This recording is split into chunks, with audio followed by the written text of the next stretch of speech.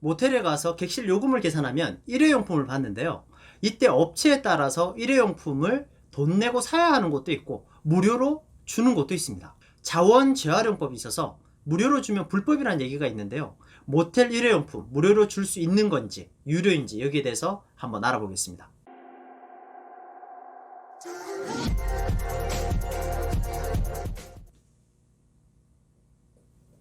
안녕하세요. 숙박TV 장준혁입니다. 반갑습니다.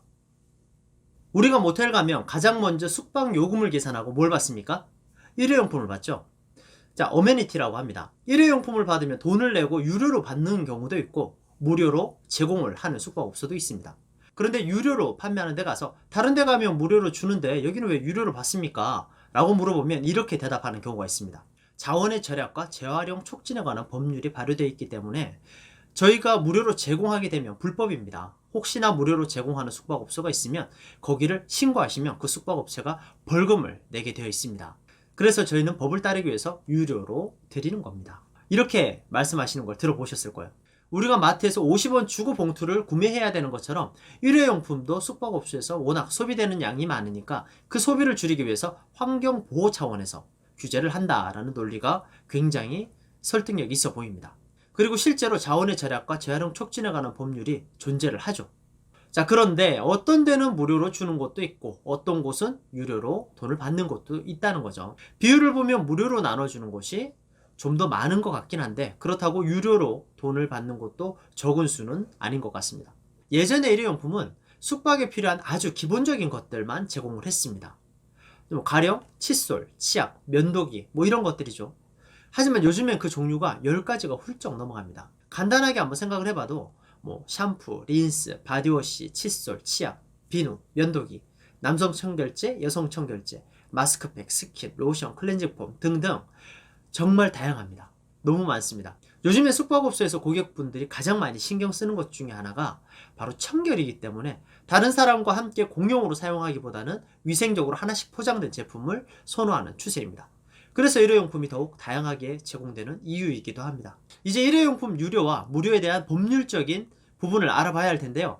제가 야놀자 숙박업소 대표님들께 중소형 호텔 경영 강의를 하면서 직접 여쭤본 적이 있습니다. 일회용품을 무료로 나눠주면 불법이라고 생각하시는 분, 무료로 줘도 불법이 아니라고 생각하시는 분, 이렇게 여쭤봤습니다. 자, 그랬더니 딱 반반 나왔습니다.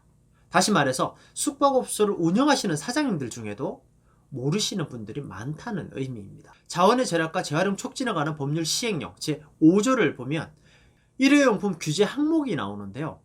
일회용 면도기, 칫솔, 치약, 샴푸, 린스 이렇게 5가지가 명시되어 있습니다. 자, 법률을 보면 숙박업소에서 일회용품을 무료로 제공하는 것은 불법입니다. 그래서 좀 더 확실하게 하기 위해서 환경부에 직접 연락을 해봤습니다. 통화 내용을 한번 들어보시죠.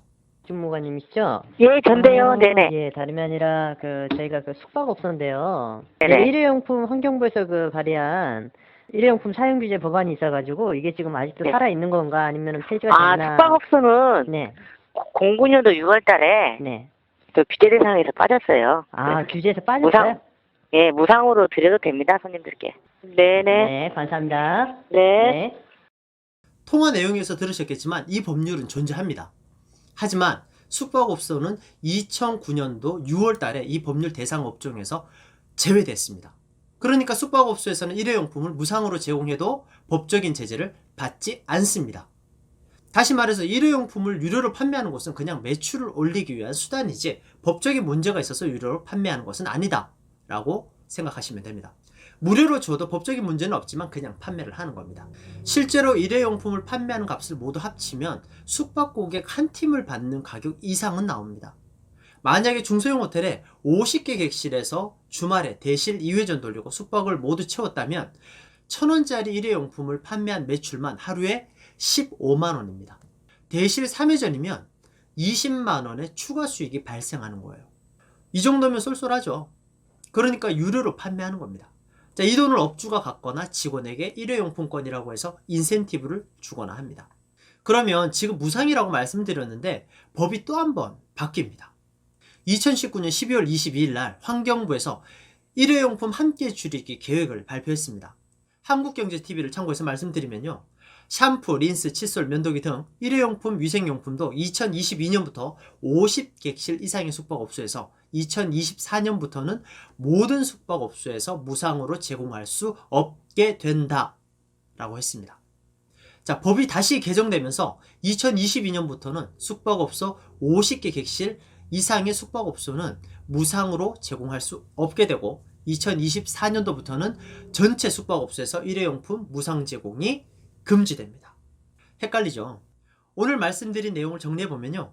자원의 절약과 재활용 촉진에 관한 법률이 발효되면서 숙박업소도 처음에는 유료로 일회용품을 판매했지만 법이 일부 개정되면서 2009년도 6월부터 일회용품 사용규제 업종에서 숙박업소는 제외됐습니다. 하지만 또 한 번 법이 바뀌죠. 2022년부터는 50객실 이상은 무상 제공할 수 없습니다. 2024년부터는 전체 숙박업소에서 무상 제공을 할 수 없게 됩니다. 유료로 전환된다는 거죠. 자, 딱 잘라 현재는 어떠냐? 라고 물어보시면 무상 제공을 해도 법적인 문제는 없다라고 생각하시면 됩니다. 오늘은 여기까지 말씀드리겠습니다. 자, 제가 등록한 다른 영상도 한번 보시면요. 재밌고 유용한 정보가 많습니다. 자, 편하게 쉬러간 모텔에서 우리를 불안하게 만드는 요소가 있습니다. 바로 몰래카메라인데요. 500원 투자해서 객실 몰래카메라를 모조리 찾아낼 수 있는 방법을 알려드리겠습니다. 그리고 딱 한마디로 좋은 객실 입실할 수 있는 방법도 알려드리겠습니다. 자, 그리고 모텔 가면 침대를 이용할 때 그런 생각 들지 않으세요? 이 침대 시트 갈았을까 안 갈았을까? 그런 생각 한 번쯤 해보셨을 거예요. 침대 시트를 교체했는지 하지 않았는지 알아보는 방법도 알려드리겠습니다. 보시면 재밌을 거예요.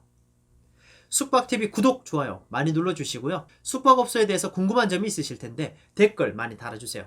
보고 마음에 드는 것만 답을 해드리겠습니다. 지금까지 숙박TV 장준혁이었습니다. 감사합니다.